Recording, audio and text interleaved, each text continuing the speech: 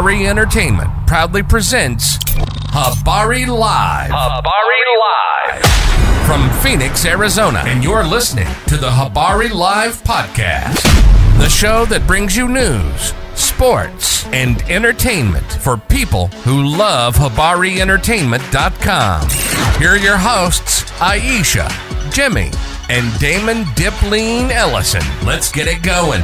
We are all the way live. Yo, what's happening? Good morning. Habari Ghani, my people. We are thrilled to bring you the latest edition of Habari Live, your go-to podcast for the pulse of Phoenix and beyond. Like always, we are all the way live in Paradise Valley in Phoenix, Arizona. I'm Damon Dipleen Ellison and my co-host, Aisha. Yeah, we'll be your guide through the exciting stories and everyday happenings in our vibrant community, your weekly dose of inspiration, innovation, and insightful conversations from the heart of our city. Let's get it going. Yes.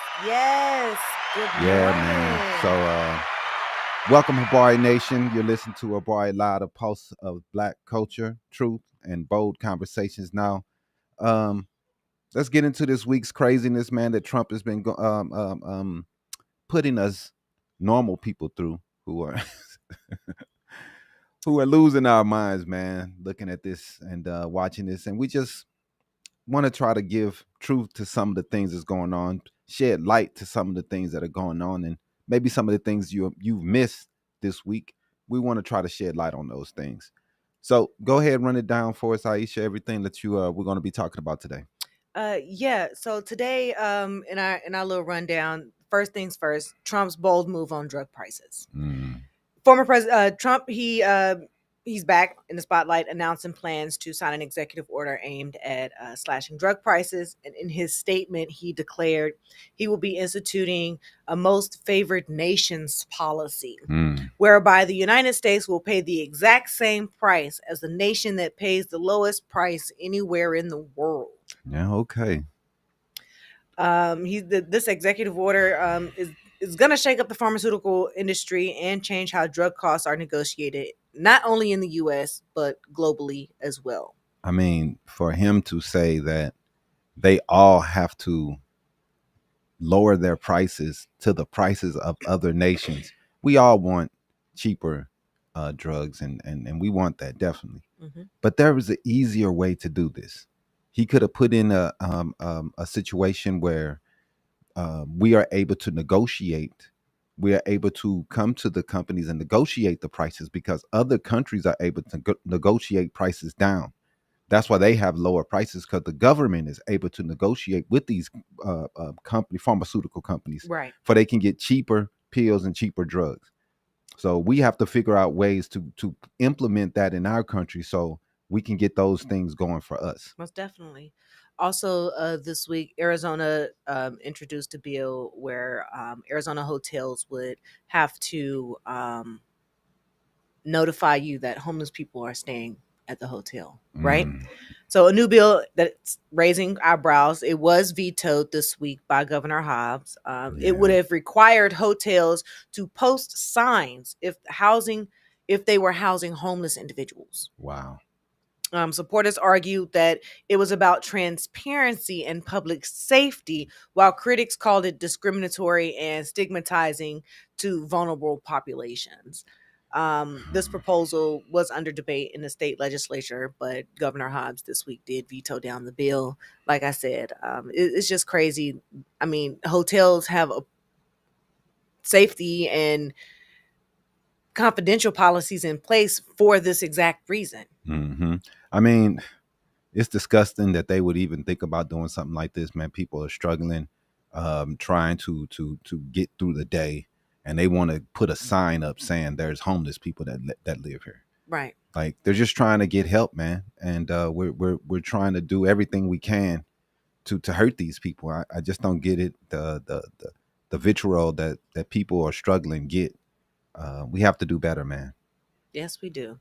The IRS also this week said that they are now going to be sharing data with ICE. A federal judge this week ruled that the IRS can share taxpayer information on undocumented immigrants with immigration authorities. This controversial decision paved the way for possible deportations, and immigration advocates are raising concerns about privacy and trust within the tax system. Man, that's a lot less people are going to be filing their taxes who probably would Otherwise, file. because they're going to feel like that their information is going to go to someone else. Yep. And that's the reason why a lot of these cities they get mad about sanctuary cities, but a lot of these cities are sanctuaries because they want to make sure that these people will call the police, that these people will tell them how many people are in their homes. If they are afraid, they're not going to tell you the real numbers. If they are afraid, they're going to lie about situations and not call the police. They're going to lie about people that's in their homes, and you don't want them to do that. You want to know, you want them to inform you who's there, what's going on, for you can get a good count on the census, for you can also know, how much money and funding that goes to certain areas. So Pierre Powers said, I know in Washington State, people are paid by the state to be homeless. Okay, bro. Why would they pay people to be homeless? That just sounds insane to me. Yes, it does. That just sounds insane, bro. If they're getting paid, why would they be homeless? Why wouldn't they just go get a house if they got money? I don't. It's not equaling up. But anyway, at all. But anyway, moving on. RFJK Jr. this week ignored bacteria warnings during his family swim. Oh my God. RFK Jr. made headlines this week for a different reason. Wading in a creek with his family, waiting, despite posted warnings of high bacteria and E. coli. The man, I mean, this is the dude that says that we shouldn't listen to his advice. He's the head of the CDC, the people who give out advice, and he says don't listen to his. Right. With him jumping into an E. coli pool, I'd agree. Don't listen to him. Right. Because this dude here is he's special, man. While sparking concerns over public safety and his responsibility for his leadership role as the Health and Human Services Director. Man, I just don't get it. I don't either. I don't get it. But I mean, it happens. I guess. Not really. Is that all? Right. No, we got a couple more here. Shocking accusations came about this week when a mom was arrested for helping her child plan a mass school attack. Yeah, that was crazy. I saw that, man. And in the deeply disturbing case, the mother is under arrest for allegedly helping her child plan a attack on her child's middle school. Authorities said that the plot was in the early stages, but involved detailed discussions. Investigators are continuing to examine the potential motives and whether others were involved. But I know one of the reports did come out that the mother did purchase ammunition for the child in order for the child to go through with the attack. It's insane, man. I mean, parents are being held liable nowadays in these situations, but to go out of your way to help get the kid a gun, to help to make sure that the kid can do the crime, it's pretty wild, man. I don't know. I mean, she must have some issues going on in her life herself, because that is wild as hell. You're gonna destroy your kid's life and your life. Man, I don't understand, man. Right. What else we got? Walmart responded to tariffs.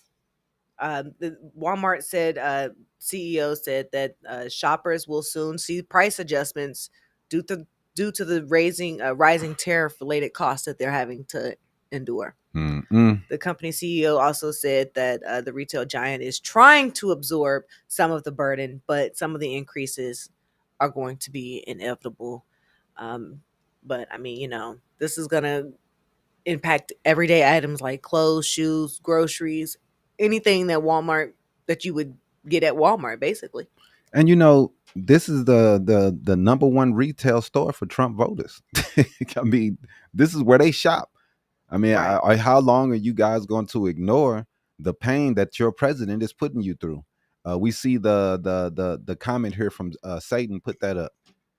More of you should be saying this, because this is you should have regrets when you have to go to your fucking neighborhood stores and you got to pay more for everything that's in the store, just because this dude decided he wanted to make it more. Now, I say it all the time. Biden at least had an excuse, COVID. This dude is just putting in tariffs because he feel like it. Right. I mean, like I've said week after week, there is a very different route that he could have went. And he could have went and talked and negotiated with people and came to a agreement with people before he put in all these tariffs. Mm-hmm. He could have did that before he put in all the tariffs. If you people are okay with paying for things, paying more for things, just because you want to get things to come back to America, man, shit been coming from China since the 80s. Walmart used to care, but they don't care anymore. They spent the 90s buying all their products from China, and we ate it up. GeoPod 64 TikTok said we stand behind him 100%. Well, whatever. Put up what Ravin said there. Right there, yep. You're 100% wrong. Every vote counts, and every person that puts in their vote makes a difference. So he voted for him. Yeah, he could feel bad for the decision that was made. You can't tell this man his vote don't mean dick. It means everything. Yeah. And every vote means something. So I 100% disagree with you. Put up Brad Wilson.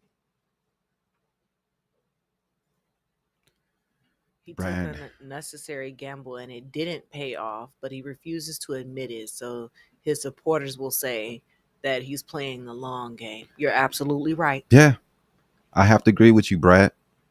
He took a gamble that he did not have to take, and then it doesn't pay off. It goes the opposite direction of what he thought it would go, and he has to start making up excuses and trying to defend the economy as it's gotten to the lowest consumer confidence ever. Yep. This is the lowest it's been, consumer confidence. People do not feel great about this economy. See you later, David. We you think I care? Peace out, bro. We just, this is what we do. But today, we got a couple of big stories we want to get into, man. Hold on, we got one more. Let's go ahead and roll the hot mess. You want to? Yeah. All right. Let's start. We're gonna start the day off with hot mess. Let's get into it real fast. Because we know y'all want to hear so much about that. Yeah, it's in design. Yeah, there you go. The fire. Yep, you got it. Go Fireball. down one more. There you go. Get ready for the week's Hollywood Hot Mess with Aisha Rowan.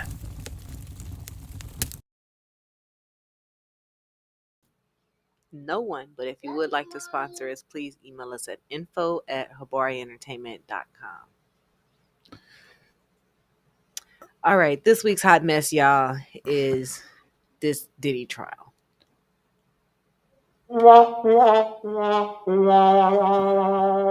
It's definitely a mess. Cassie's portion, or her testimony to be exact, because I mean, as far as we know, she's the only witness that has gone on stand, right? No, I think that one of the she was the key witness. She's the Okay. key witness Yeah, that went on stand. And in a pivotal moment, Sean Combs' federal sex trafficking and racketeering case, Cassie concluded her 4 days of her harrowing testimony. detailing years of alleged abuse during their 11-year relationship.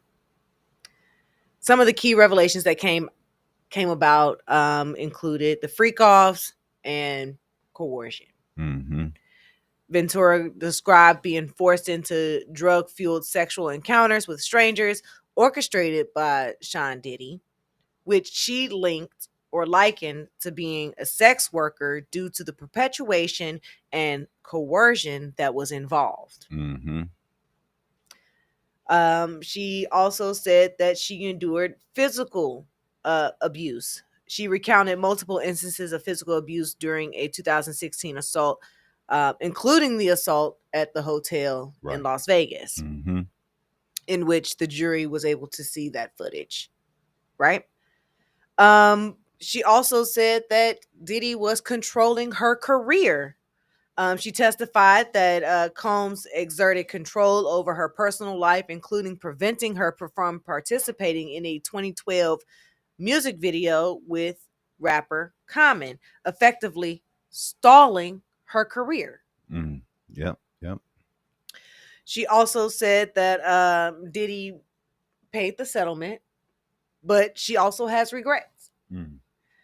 She revealed that she accepted the $20 million settlement from Combs in 2023 and a separate $10 million settlement from the International Continental Hotel. Mm-hmm.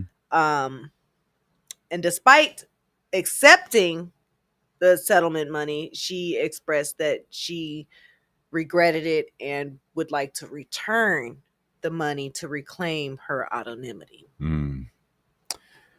This case, man, is it's really revealing a lot about their relationship and the dynamic between the two. We've seen a lot of the text messages that came out. We've seen her paying the gentleman more than he was supposed to get paid. We've seen her asking for the freak offs in text messages. So it's a wild case, man, and a wild case of seeing into the life of some of these people and what they're doing on the in their personal lives. But it's a lot of freaky people out here. They're not the only ones, but hey, but we're getting insight, and a lot of people are feeling bad for Cassie and calling Diddy a monster. Mm-hmm. And but you also see a lot of people saying the opposite because of a lot of the things that have come out. Her FaceTiming her husband while she's having sex with Diddy, and it's supposedly she was already dating him, and she was still having sex with Combs. She had several different boyfriends that she was with, and she still was going back to Combs. So it's a lot of things that have came out, and so you've got polar opposite opinions. A lot of women trying to protect her, and a lot of men saying she liked it. Yeah. So you get both sides of this in this situation, but it just, to me, everybody's losing, know, and it just should have been a situation where I mean, I don't know. What do you do in this type of situation? Exactly. These people are, I don't know. Was she out for the money? It seems like, was he a monster? Yes. He beat her, abused her, definitely. But when it comes to this freaky stuff, it seems like to me it was consensual. She liked some of it, so it's kind of hard for me to just put it all on him and say it's all him in those situations. But when you're beating somebody, that's just you. Right. But, you can't blame anybody for beating someone. So but let's be mindful here.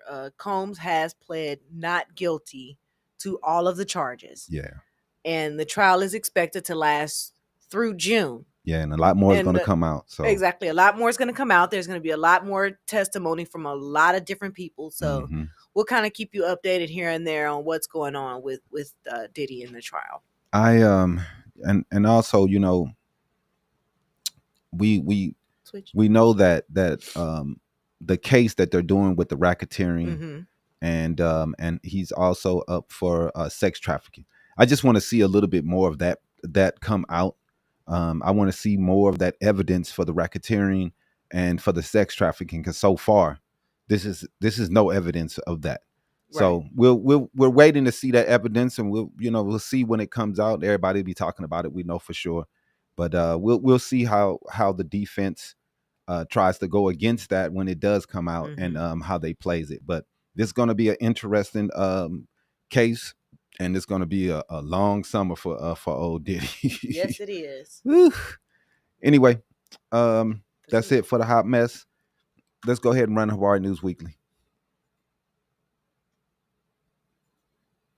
And now, this week's Habari News Weekly with Damon Dipling Ellison. Sponsored by no one, but if you do want to become a sponsor, email us at info@habarientertainment.com. We'll create a package just for you. So let's go ahead and talk about what's going on today, man. This week, man, it's been another crazy week. We got Trump over in the Middle East, going to several different places. He really feels comfortable around the dictators. He feels really comfortable with them. He's smiling. He's the happiest he's ever been. He's not this happy when he's with our allies. It's kind of weird. He's with these dictators. He's talking about how handsome they are and loving all the money they have, and Right. He's happy, man. He really loves dictators. He has a thing for dictators. I mean, it's really sad to see that this guy is just a dictator lover. He loves the dicks, and I mean, it's insane. You know, we used to have people in power that wanted to keep these people in line, but he loves what they do. He loves the power. He loves that he throws all these people in jail. He gets off on that stuff. It's wild, man. It's wild to see someone who's supposed to be the leader of a democracy, a republic, and he is smitten with those that are dictators and those that run dictatorships. It's kind of sad, man. One of the first things that we've noticed under this administration, he's out to fight free expression. Free expression is under fire. Freedom of speech is under fire. We have people taking books out of libraries and trying to burn them. We had a man, and we're going to talk about this. We had a man who took books out of a library, and he wanted to get them burned. So let's talk about that a little bit, and let's go into it. What we got? Let's see. It's in Beechwood, Ohio, where a man has been charged with burning 100 library books. Many of these books focusing on Black history, Jewish history, and the LGBTQ issues. This act of censorship has ignited national outrage, particularly in a time when efforts to limit access to diverse narratives are gaining traction. Yep. The American Library Association reports that book bans have surged, with over 4,240 unique titles targeted in 2023 alone, which is a record-breaking figure. The majority of these books address issues of race, gender identity, and social injustice. The Beechwood incident is yet another disturbing example of this rising trend. Yeah, it connects to a larger state level policies like Florida's Stop Woke Act, which restricts discussions on race in schools and workplaces. These actions raise serious questions about academic freedom and cultural erasure. Yep. Coming up later in this segment, we'll also hear from community leaders and educators fighting back against these type of censorship. But first, let's go ahead and talk about the political accountability and how it intersects with our justice system. Yeah, man. So we have a lot of legal showdowns and political power plays that are going on in today, and new developments from this week with President Donald Trump ongoing legal battles. Department of Justice has reportedly launched a criminal investigation into New York Attorney General Letitia James. You'll recall she successfully won a $450 million civil fraud judgment against Trump earlier this year. Yep. And I think it was last year. It might have been last year. Yeah, I think it It was like was it this? right before he got into Yeah, office, yeah. so it was early. Okay, It was beginning of this year. okay. But AG James said she's not backing down. She responded to the probe by saying, "We are ready. We are prepared. This is the time to stand up and fight back." So let's go ahead and play the clip Of of Letitia her James. her response to Donald Trump. I mean, don't get it. Come on. Breathe. It's okay. Now go. We know that you are protecting us, and we are here to protect you. Thank you. Oh, I'm sorry. My name is Niall Sally. From Westchester, from White Plains, work for Westchester County. It just seems that we all here are normal people. And if it was us, we'd be in trouble. But it constantly seems that we have to go to court. We have to see. And I think many of us know that it's illegal. But I just wonder what the process is to move this forward so that we can survive this. We're going to be okay because we're all in this together, one community. And each and every time he issues an executive order, we respond. We prepared for this moment prior to the election. We all came together because I was there during Trump 1, Trump 1.0, and so many others. We analyzed Project 2025. We analyzed jurisdiction. We analyzed claims. We analyzed standing. We distributed all of the subject matter to each respective states. We're ready. We're prepared. Do not give in to fear. We are fearless. This is not the time to be afraid.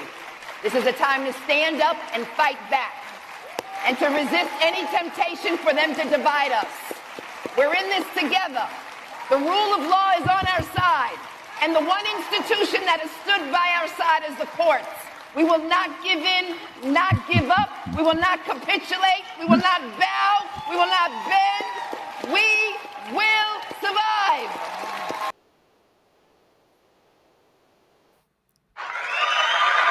There you go. Go ahead and bring us back, man. Yeah, man. That's the way that we have to look at it nowadays. When we have a president that's going after people with vendettas because they upheld the law, and he wants to go after them because he has a little power right now. Man, this is mess, man. But hey, Trump, he committed these crimes. He was found guilty, and he should not be the president right now. Right. And while the Trump camp goes on the offensive, the campaign trail. The trial hasn't exactly calmed down. In a recent rally moment, Trump claimed he coined a new word. He wasn't in a rally, but equalize. Let's play the clip of Trump talking about. Basically, what we're doing is equalizing. There's a new word that I came up with, which I think is probably the best word. We're going to equalize. Where we're all going to pay the same. We're going to pay what Europe's going to pay. We're going to all pay. Now, there may be some countries in dire need, and I would be willing to sacrifice that. And help them. But it's called most favored nation. We are going to pay the lowest price there is in the world. We will get whoever is paying the lowest price. That's the price that we're going to get. So remember that. So we're no longer paying 10 times more than another country. Whoever is paying the lowest price, we will look at that price and we will say that's the price we're going to pay. I agree, Poppy. I'll never forget. Find me the votes. Yeah, man. And look at what is it? AHR Knox. Please get off my page. I'm not gonna let y'all go off on get on my nerves today with that racism. That's all you guys do, man. It's just come with the racism, bro. Please Trump please demands obedience, kind of like a dictator. Yeah, he's definitely a dictator. I think he's a dictator too. So we don't know. But anyway, that's on you. I mean, Go to her, bro. We really don't know, right? But this follows another tense exchange with reporters over a private jet allegedly gifted by the Qatar, during which Trump appeared visibly flustered. So let's go ahead and play the clip of Trump's meltdown. What do you say to people who view that luxury jet as a personal gift to you? Why not leave it behind? Your ABC fake news, right? Why not? Only ABC. Well, a few of you would. Let me tell you, you should be embarrassed asking that question. They're giving us a free jet. I could say, no, don't give us. I want to pay you $1 billion or 400 million or whatever it is. Or I could say, thank you very much. You know, there was an old golfer named Sam Snead. Did you ever hear of him? He won 82 tournaments. He was a great golfer. And he had a motto: when they give you a putt, you say, thank you very much. You pick up your ball and you walk to the next hole. A lot of people are stupid. They say, no, I insist on putting it. And then they putt it and they miss it. And their partner gets angry at them. You know what? Remember that, Sam Snead. When they give you a putt, you pick it up and you walk to the next hole and you say, thank you very much. Wow. That.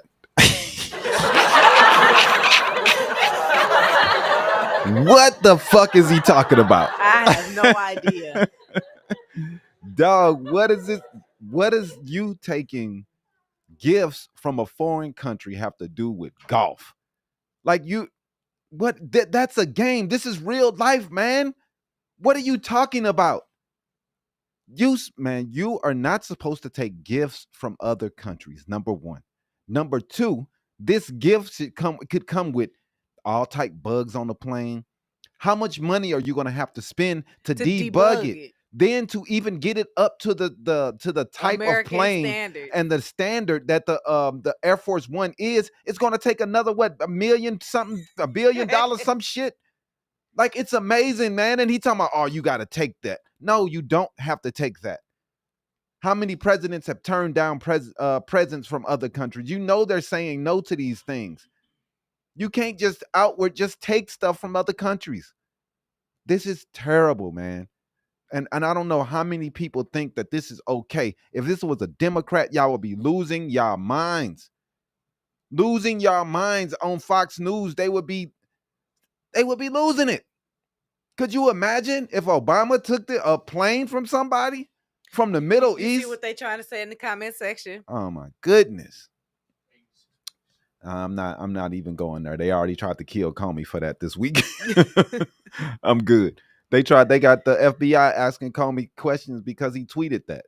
So I'm definitely not going to say it. But anyway, add that to the moment that went viral. Trump appearing to fall asleep during his meeting out there in Saudi Arabia. Critics say it points to his declining stamina. While his supporters dismiss it as media spin, he was openly sleepy dying, dozing off, dozy dying.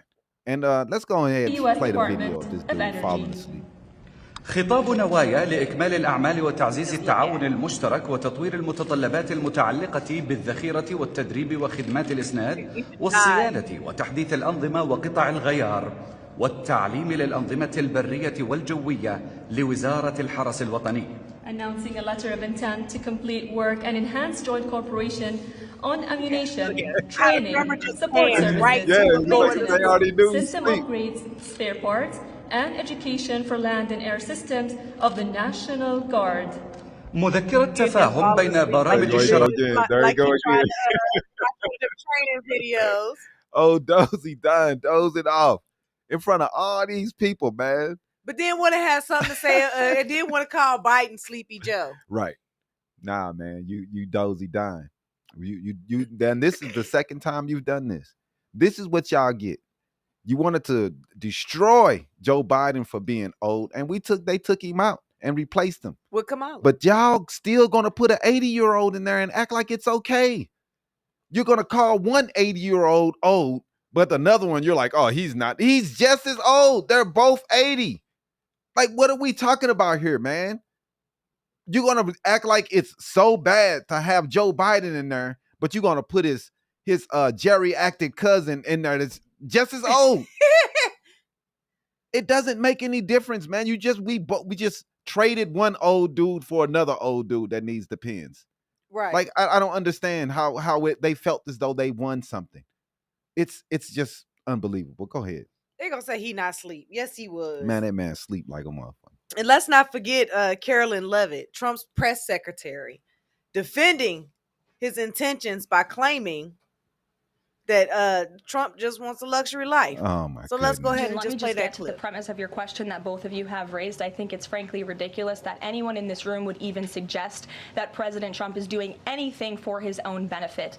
He left a life of luxury and a life of running a very successful real estate empire for public service, not just once, but twice. And again, the American public reelected him back to this White House because they trust he acts in the best interest of our country and putting the American public first. This is a president who has actually lost money for being president of the United States. I don't remember these same type of questions being asked of my predecessor about a career politician who was clearly profiting off of this office. That is not what President Trump does, and this White House holds ourselves to the highest of ethical standards.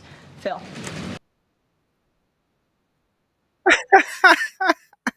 Right, Poppy, the lies never stop. Oh my goodness. How are you held to the goodness. highest of ethical standards when you're taking gifts from other countries Exactly. openly? No other president has done this. For your personal library. What are you talking about? And then he's in the Middle East right now, making all type personal deals for himself. These are all personal deals he's making in the Middle East right now, where he's going to put his next hotels out there. While he's telling other countries to bring their companies back to the U.S., he's going out and looking where he's going to build his next hotel. Right. Where he's going to put it in the Middle East, making deals with all these people. And then he's going to tell somebody else where they need to build their companies at. It's insane. It's insanity that what they're doing right now. And so many people are putting the blindfold over their eyes, for they just do not see what's going on. If Biden did a quarter of this, there would have been riots in the streets. Period. But that's not the only quote grabbing headlines from Levitt this week. During a press conference, she also claimed that Trump's new executive order would reduce drug costs by more than half. Oh my God. This is laughable. First of all, it cannot be overstated how big of a deal this executive order that President Trump will be signing in a couple of hours is for American families, and especially our seniors who have been ripped off by very large and rich pharmaceutical companies. The United States of America is less than 5% of the world's population, yet we purchase 75% of Big Pharma's profits. We pay an astronomical amount in comparison to other countries around the world. So the president is signing an executive order today that is going to implement most favored nations drug pricing, and is going to reduce the cost of drugs in this country by more than half at least. America is going to pay a better rate and a fairer rate to the rest of the world. That's what the American people deserve. This is huge news. And also, I will add, we know that healthcare costs and drug prices were the #1 driver of Biden inflation. So not only are we bringing those down, but we are ending Biden inflation once and for all. Oh my goodness. That was all nonsense what she just said. Every bit of it. And then to think that they're going to lower the prices. These companies, they're #1, they're fighting against this and they're going to sue. So this was not a good way to implement this way of saving costs. What Joe Biden had done, and you ripped that apart, that was already capping the prices of the drugs that people really care about, the insulins and the things that really are expensive. You took that away and you ripped that up. Now you want to come back with something to try to say, oh, you guys have to lower your costs. They don't have to do anything. And you are not doing a good job of putting anything in that is going to make these people make decisions. No legislations is going to make these people just change their mind. They're going to sue first, because this is not something that they feel is going to help them. #1 thing they said was, this is going to hurt their bottom line. This is going to hurt the money. This is not the way you put in a legislation.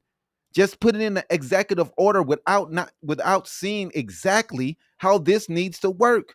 You need to talk to people who really know what they're doing, instead of just putting in an order and saying, hey, lower the prices. It's not going to work. Right. We're going to spend more money, more tax money fighting this in courts than we would at just getting something done that goes through Congress and everybody put in what needs to be done for we can get something passed that actually sticks. Exactly. Now these EOs, it doesn't do it. It's not going to do it. It's just you saying do this, and that's not the way laws are put in place. This is never going to work. Now it's going to be fighting all year round, and how much money we are wasting fighting all these dumbass executive orders that this dude has put in place when he was supposed to construct a bill through Congress that can get passed through the Senate and the Congress that is going to actually get something done. Right. And actually talk to the people who know what the fuck is going on. Yep. However, experts are saying that the Trump era executive order on pharmaceuticals is facing legal and logistical hurdles. In 2020, the Congressional Budget Office estimated that some of the proposals could have saved Medicare money but reduced pharmaceutical innovation. Mm-hmm. It's far from a done deal. Right. And that's the first thing I said. It's you. If you want to do this, man, you can expand Medicare. You can pass laws and legislation that's going to get the government the ability to negotiate with the pharmaceutical companies. Like I said, around the world, man, the government is able to lower those costs because they're able to make deals with these countries. I mean, these companies. We're doing a bad job of that here in America. We're letting them do whatever the fuck they want to, and we're paying for it in the end. Right. Now, it's a lot of political drama and accountability that's being passed around. No one wants to take the blame for any of this stuff, and because we have the most expensive healthcare system in the world. They hated Obamacare. Obama did it the right way. He got legislation passed. He got it passed through Congress. This is a bill that was put in place and thought about by the top thinkers when it comes to medicine. And this was a Republican bill that was put in place by Mitt Romney from Massachusetts, and they still hate it. Yep. Now, turning now to a powerful moment of local leadership in Newark, New Jersey, where they can't get their plane equipment to work because it's from 1955. But New Jersey Mayor Ras Baraka was detained during a confrontation at the Delaney Hall Detention Center, where he was advocating for detained immigrants' rights. Mayor Baca was released shortly afterwards, stating that we know that we're right. Mm-hmm.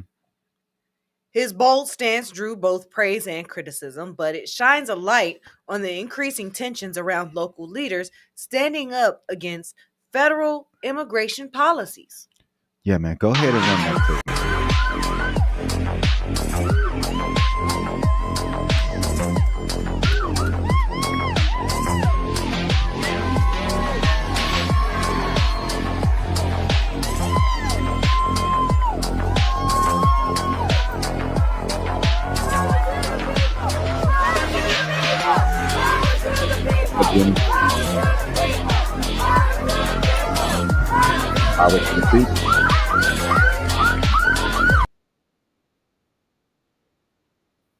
Yeah, man.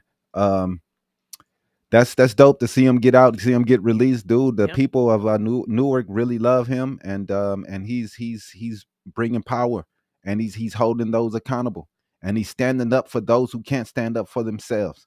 And that's what we talk. That's what we want. That's what we want to see in our leaders. And that's something that has to be applauded, because sometimes people don't want to take those chances. People don't want to take those sacrifices, but you're a leader, and that's what you're supposed to do. You're supposed to stand up for those who can't stand up for themselves. Mm-hmm. So in another fiery exchange, Congressman Dan Goldman challenged Governor Kristi Noem on national TV after she defended the treatment of Kilmore Garcia, an immigrant who has faced harsh detainment conditions. Goldman clapped back, asking questions to Goldman and blasting Noem. Why is your opinion better than the Supreme Court's? Let's go ahead and run that clip. Stop filibustering. By gang members of MS-13. Will you give Mr. Abrego Garcia the due process that the Supreme Court and Judge Wilkinson has required you to give him? Abrego Garcia is an El Salvador resident who is in his home country. If he were to come back to this country, he would be immediately removed again. How do you know? He has received and been treated appropriately. So and he is not. How can you say he's been treated appropriately if the Supreme Court has ruled 9-0 that he hasn't been treated appropriately? Why is your opinion better and have more authority than the Supreme Court? Investigators, 2 judges, an immigration court that all said he was MS-13 and was removed from this country. But you understand, that is you saying that.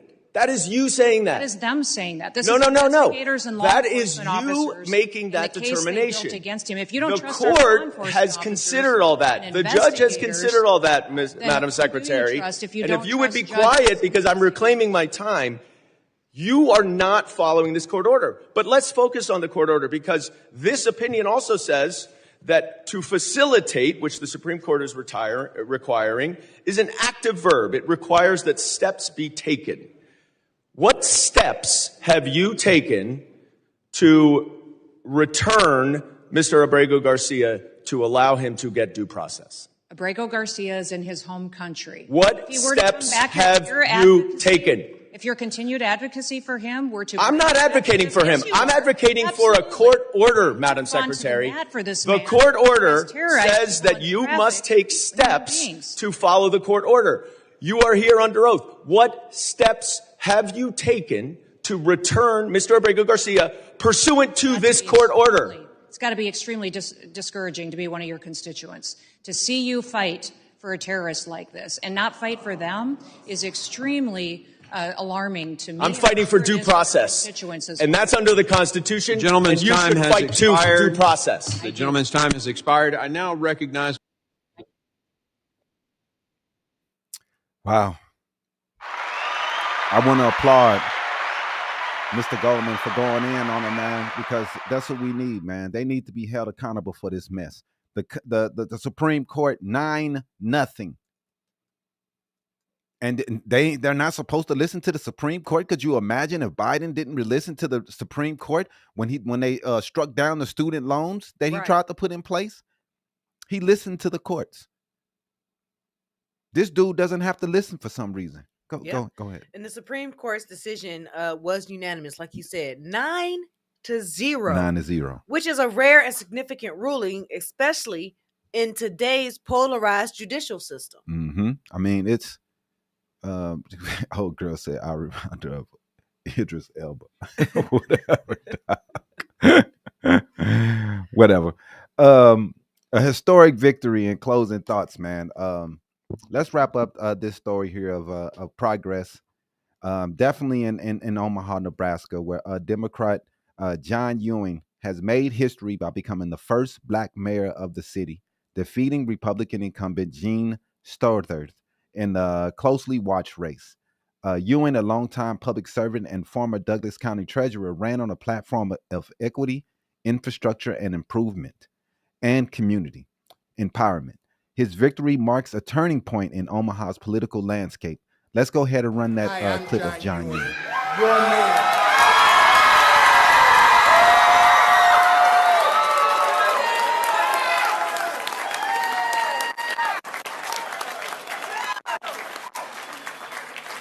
Before I go forward with my prepared remarks, I have to tell you all a story because he's standing right here in front of me.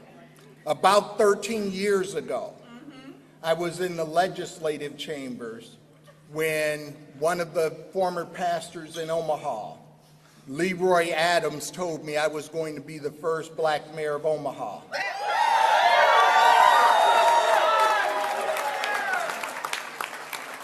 I then came down the escalator, and Pastor Cedric Perkins, who's standing right here in front of us, said, "You're going to be the first black mayor of Omaha." So within about 2 minutes, I heard that from those two men, and I said, okay, that sounds good, but I didn't know if I truly embraced it at that moment. But they said that to me with such conviction that it stuck with me. And so thank you for sharing that with me, and thank you for being a great friend throughout this whole process. Tonight, we embark on a new chapter.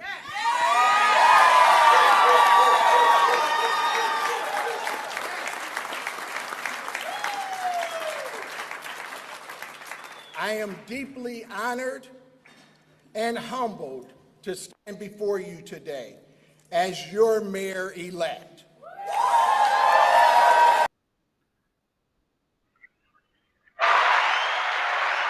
That's big, man. That's huge.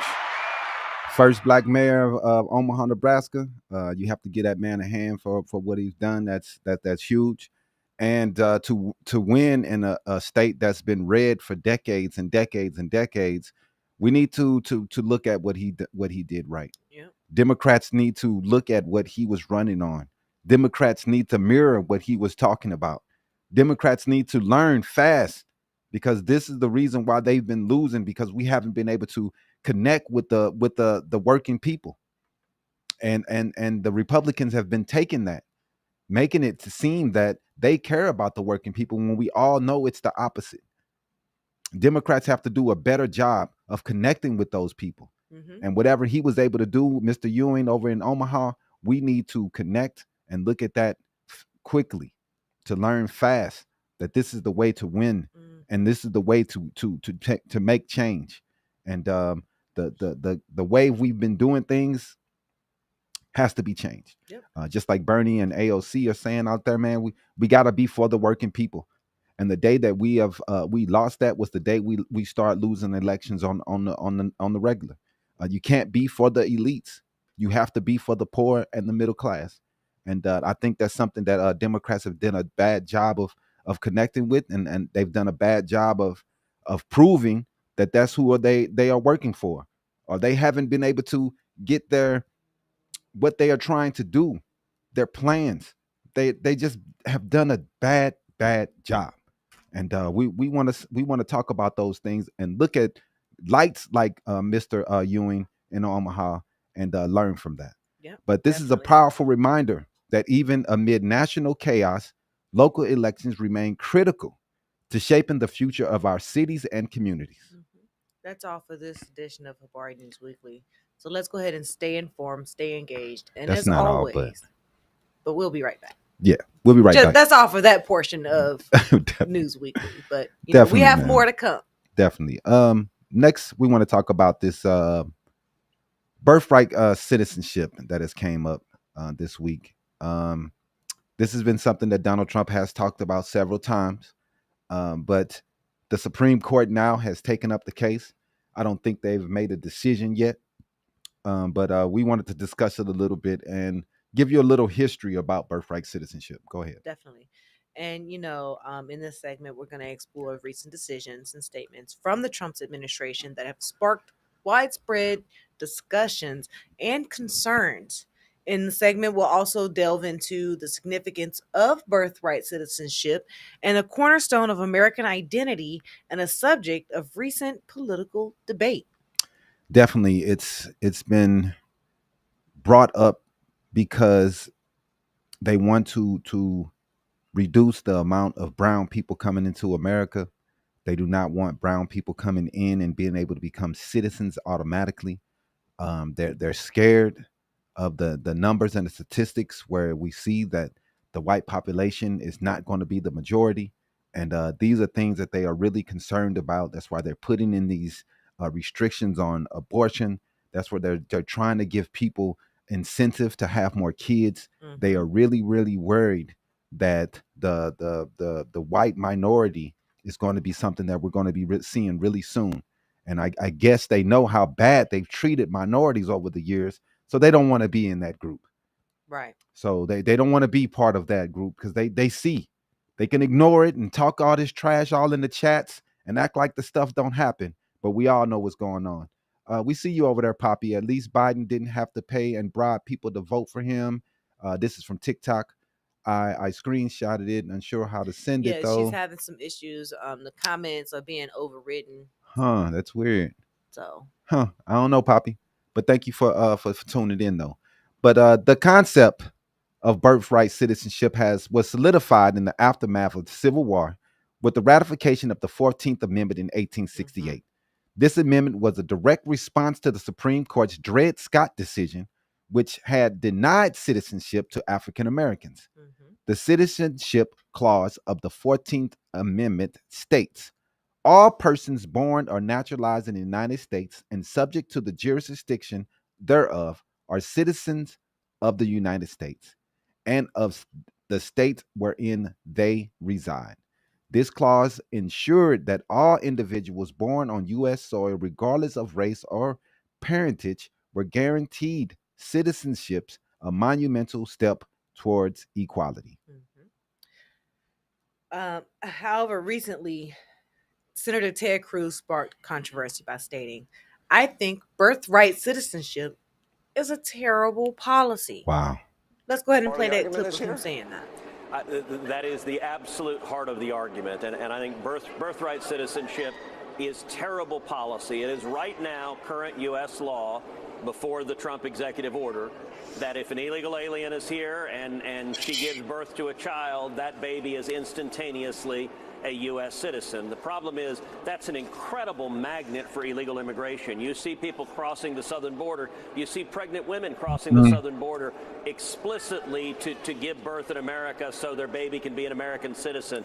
We also have this phenomenon called birth tourism, where you have people from foreign countries, people from China, come to the United States when a woman happens to be 8 or 9 months pregnant and come here to give birth so the baby has American citizenship. That is an abuse of our laws. And so I have long supported ending birthright citizenship. In fact, I filed legislation in the Senate to end birthright citizenship. And that's what President Trump is trying to do as well.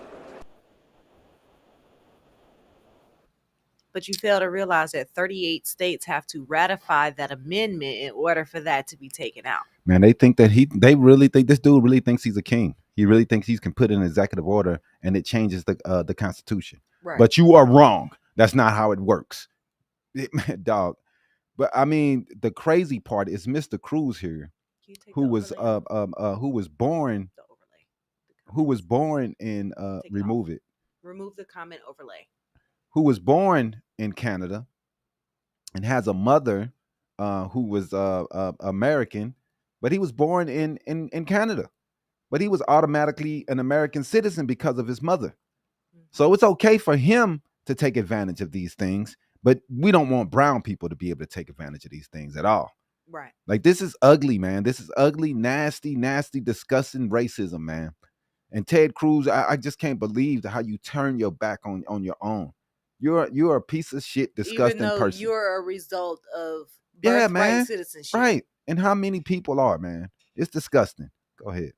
You're right. It's important to note that birthright citizenship is not merely just a policy. It's enshrined within our Constitution, and Senator Cruz's remarks have drawn widespread criticism, especially considering that he was born in Canada to a Cuban father and an American mother, while acquiring U.S. citizenship at birth himself. Now we've seen this week they've brought in these Afrikaners, African immigrants, South African immigrants, and they welcomed them with open arms. They had no problem with bringing in the white people from South Africa. They did not treat them how they've been treating the Africans that's coming here, that he's removed from the list of allowable countries that are able to immigrate here. He didn't treat them like the ground, like he's been treating people here. He hasn't called them criminals and pieces of shit. It's terrible the way that they're doing things and the way they're treating people. Now, we're going to go ahead and run this footage of how they treated the South Africans coming here, the colonizers coming here to another colonized country to take advantage of American policy. Go ahead and run that. To the United States of America. We respect what you have had to deal with these last few years. We respect the long tradition of your people and what you have accomplished over the years.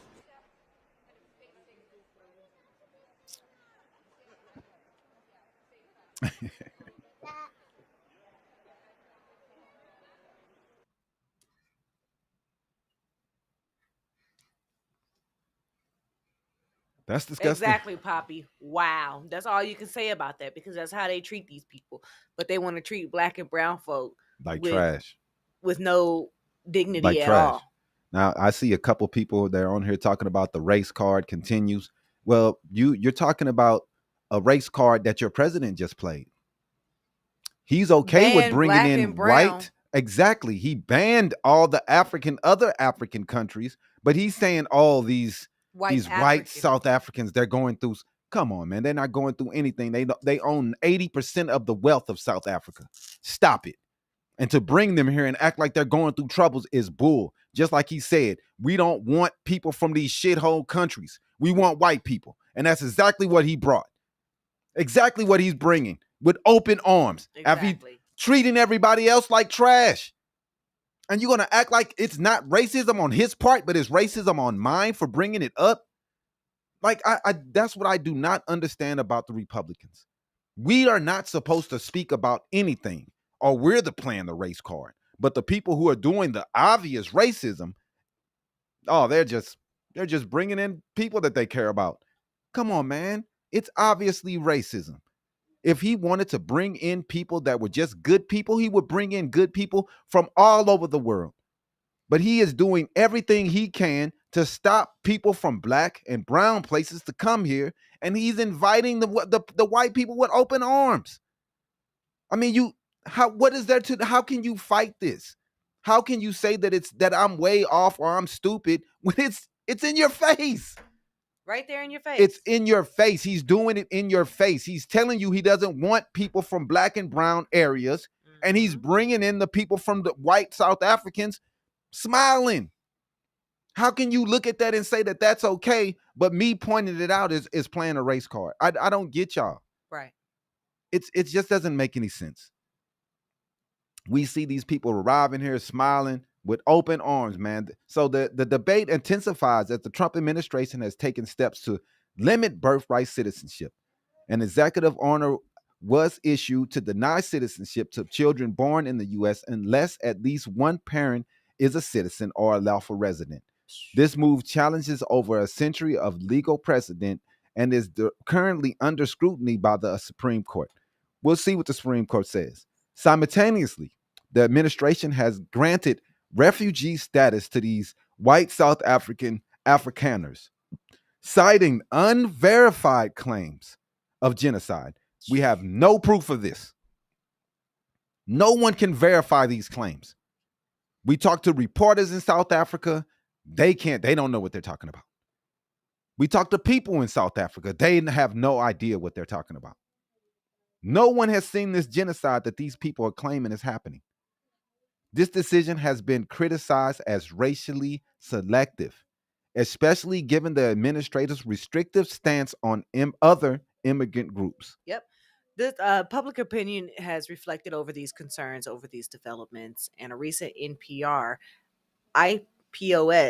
ISPOS poll found that a majority of Americans oppose ending birthright citizenship. Correct. Because it's a staple of America. Of Americans.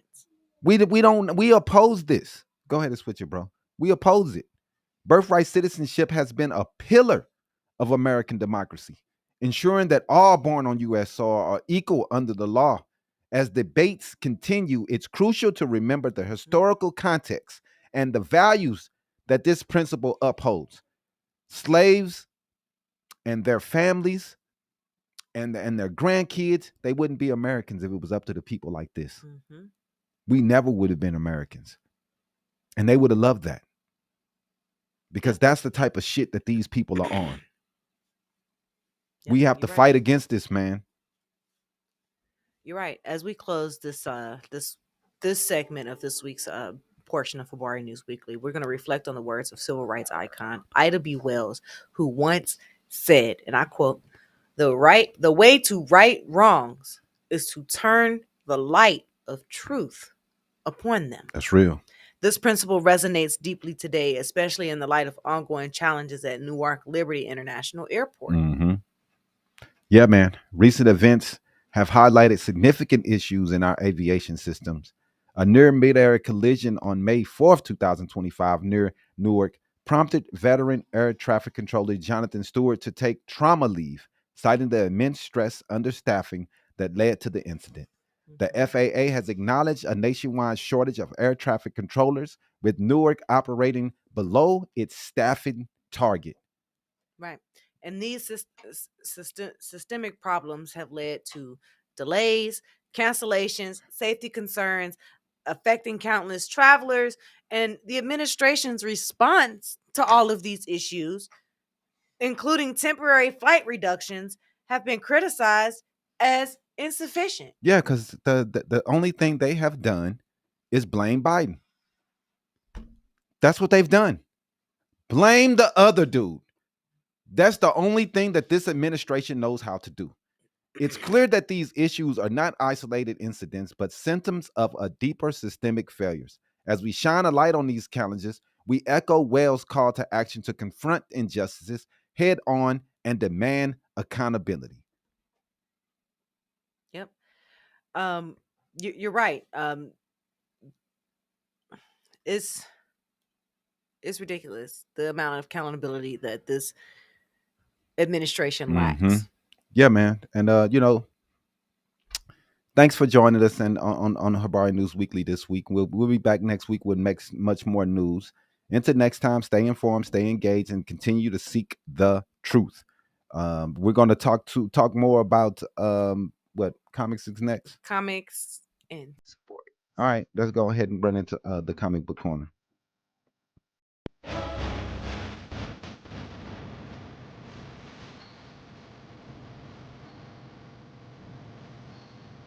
Comic Book Corner. Sponsored by The problem. The overlay. Oh, okay. Trailer sparks debate and anticipation, man. The new trailer from Ironheart sparks debate and some anticipation, man. Many people were waiting for it. Some people, they already hate it. They wish that Iron Man's cousin or brother or uncle or anybody else would be Iron Man besides a young black woman. It's I guess, man, whatever, dude. But a lot of people have been anticipating the trailer, and it did come out this week. You're right. This week Marvel did release the trailer, like you were saying. And they also released the release date for Ironheart, which is going to premiere on June 24th, 2025. And the series is following Riri Williams, who's portrayed by Dominique Thorne, who's a teenage tech prodigy who first appeared in Black Panther's Wakanda Forever. Yeah, man. The trailer, it showcases Riri's journey as she returns to Chicago, builds a new Iron Man inspired suit, and confronts Parker Robbins, also known as the Hood, played by Anthony Ramos. The series explores the clash between technology and magic as Riri faces challenges that test her intellect and her resolve.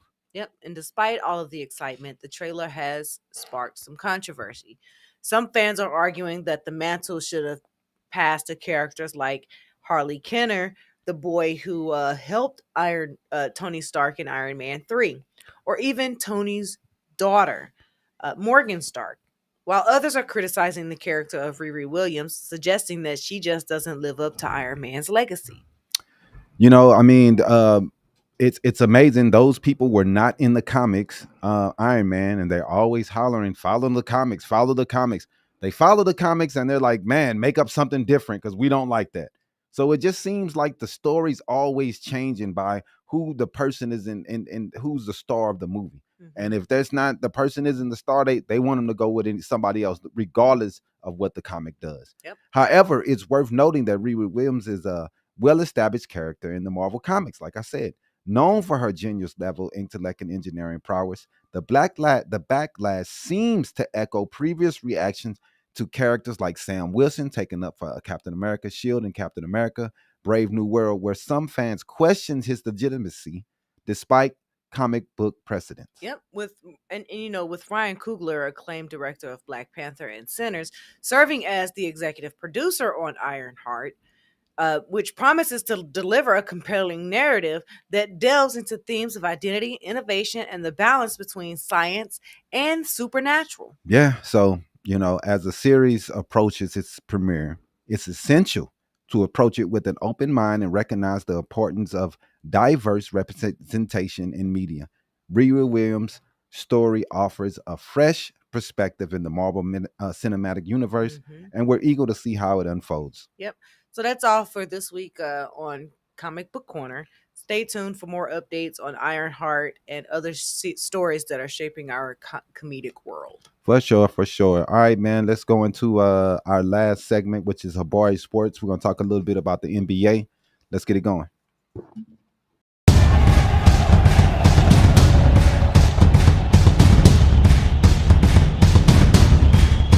Habari Sports.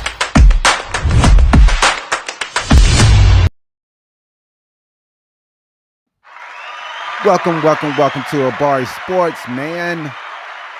Your go-to segment for the latest in the NBA playoffs. I'm your host, Damon Dipling Ellison, like always, bringing you the most electrifying moments, standout performances, and the upcoming matches.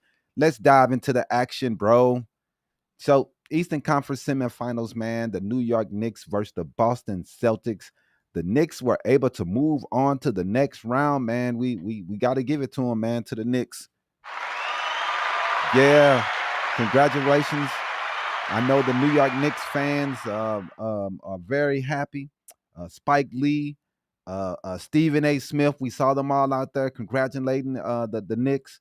Those guys haven't seen a win since the 90s, man. Them boys been suffering, man. They just been it's just been a long time, man, since they've had a winning team, a team that have done something. I think it was '99 when Latrell Sprewell and Allen Houston took the Knicks to the championship as an 8 seed, only to lose to San Antonio versus second-year player Tim Duncan. And it's tough. Jason Tatum did go down. But the Knicks, I think, with or without Tatum, they were going to win this one, man. It just looked like they just had it, and they just were put together to beat the Celtics. And I really do think that they did a good job, and they deserve to be in the place they are right now. We'll see what happens in the next round versus Indiana. Halliburton has been playing great ball ever since they voted him the most overrated player in the NBA. He's been cooking. He's been sizzling. And he's been doing his thing, playing this game, man. And you have to give it to him. Brother has been killing. So they were able to knock out Donovan Mitchell and the Cavs, who played great all season. They was the number 1 seed all season. But Indiana just played well, man. They played better, and they were able to get the wins, and they knocked them out. They knocked out Giannis. They've knocked out a couple good teams, man. So you have to really give it to Indiana. And Indiana versus New York, that's old school.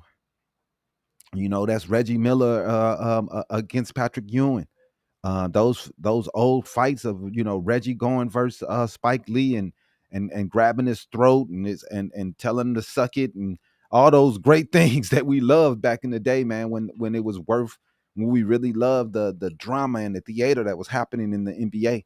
But that's history between those two teams. Is amazing, man. And we're gonna love to see this. I think the Knicks are gonna win it, but I think it's gonna be a great series. Anthony Alexander, Pete Rose, Hall of Fame. Yeah, man. I'm happy for Pete Rose. I really think that they did Pete bad, and I'm happy that he's finally getting in. I wish that he was alive to see it, and he was able to see this, and it's a shame that they waited until the man died to make this decision. But I really think that seeing betting advertisements all around the ballparks nowadays, and then these people are being kicked out of the leagues for gambling when gambling is paying the bills in the leagues, from Major League Baseball to the NBA to more. They're taking checks from these gambling companies and then get mad when the players do the things that they're getting checks from.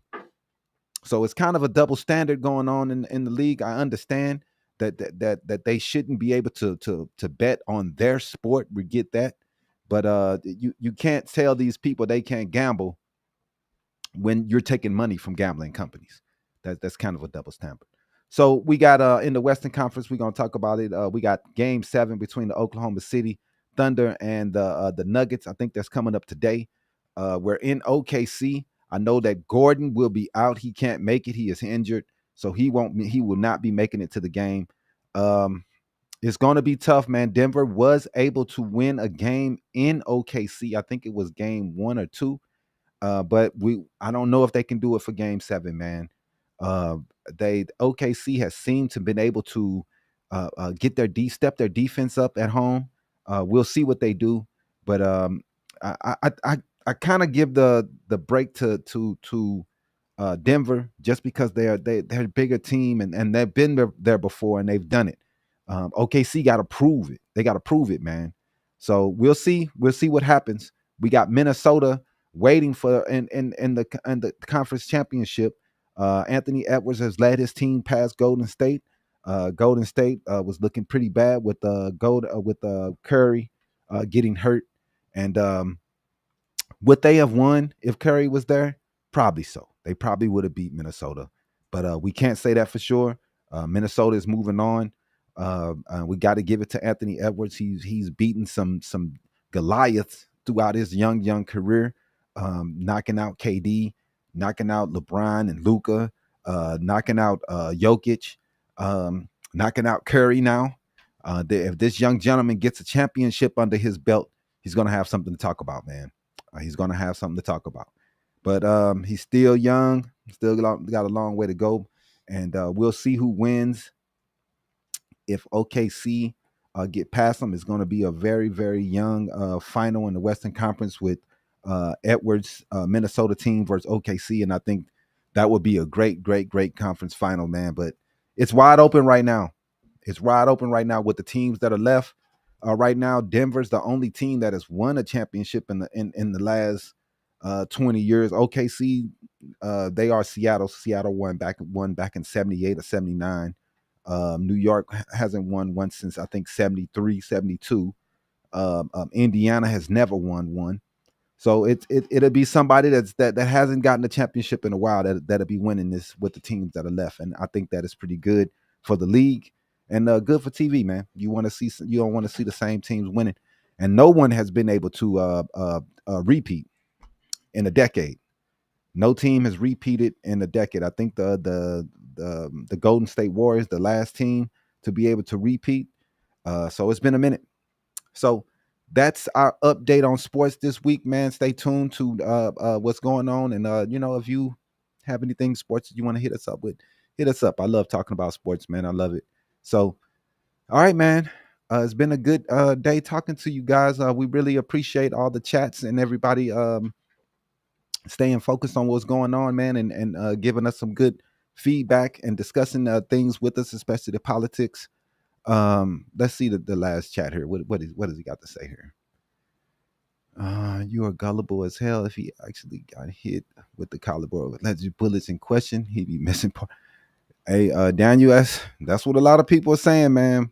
Dude don't even hide his ear anymore, man. It doesn't even really look like he has a scar there. But it's tough because you got the dude that supposedly was shot on top of the roof. So it's hard to just call it a conspiracy when we see that the guy did face some consequences for that. Right. But it's also tough, man, when you see his ear and you don't see that it was blown off. So it's kind of tough, man. But you can't call it a conspiracy or without some real proof, man. Some people don't believe that it's true, but I'm not going to say that it's not true until I see some real proof that this was faked.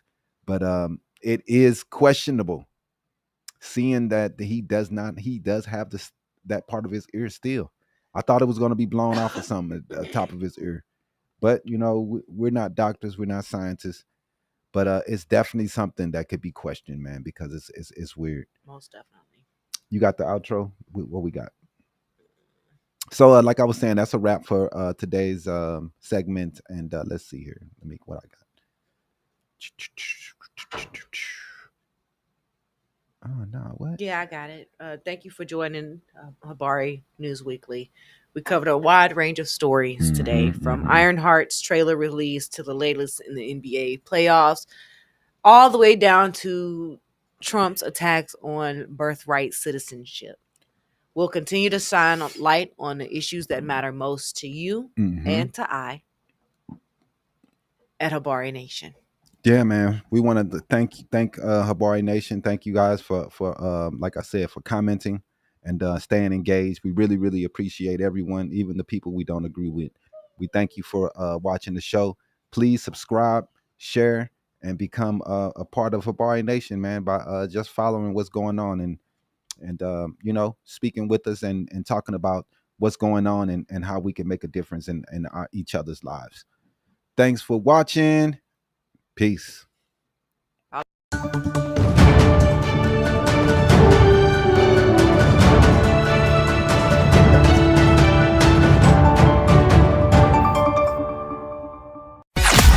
Thanks for watching another episode of Habari Live. Make sure to subscribe to our YouTube channel and get updates on news, the podcast, and more. Follow us on Facebook and Twitter. And don't forget to visit www.habaryentertainment.com. See you next week. Peace.